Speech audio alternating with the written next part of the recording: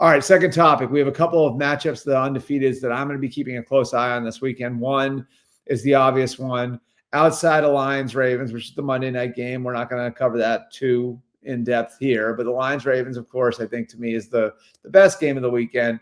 The second best game of the weekend, a battle of unbeatens, the Rams and the Eagles. And this is really a sort of proving ground for the Rams. They're going back to Philadelphia after last year's NFC divisional playoff. They came as close to beating the Eagles as anybody. They came back in that game in the snow, in the Eagles environment, and had the ball at the end in the red zone with a chance to win that game. And they come in 2-0. They come in having beaten the Texans, having gone on the road and beaten the Titans. And they'll show up in Philly with, I think, a couple of big matchups to keep an eye on.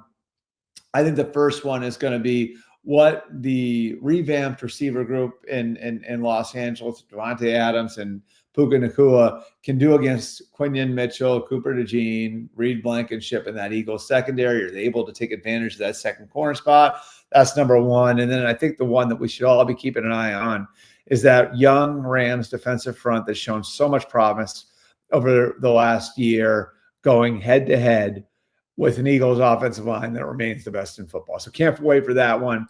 The other game to watch is the Cardinals and the Niners. And the Niners come in, and we're not quite sure. We may know a little more later today, but Brock Purdy is pushing to play. Now, the Niners viewed that as a 2 to 3 week injury when Brock Purdy was hurt with the turf toe.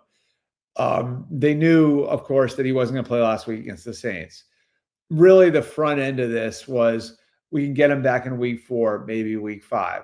That he could be back in week 3 is obviously great news, not just because he may be available in week 3, but also because that means week 4 would seem to be a pretty good spot for him to come back. So whether it's Purdy or Mac Jones, I think the Niners are going to be okay at quarterback in this one. We've seen the defense play really well with so many new parts, with Robert Saleh, young defensive line, developing that group. The secondary has got some youth in spots.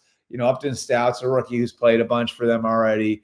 And so, you've got this young Niners defense, this revamped Niners defense. You've got the quarterback carousel there, the quarterback situation a little bit in flux. You got no George Kittle on offense, and they've been able to survive and get it out. So can they do it against a 2-0 Cardinals team? Meanwhile, that Cardinals team, we saw them go from we saw them go from bottom of the league to the middle of the league last year. Can they contend for the division title?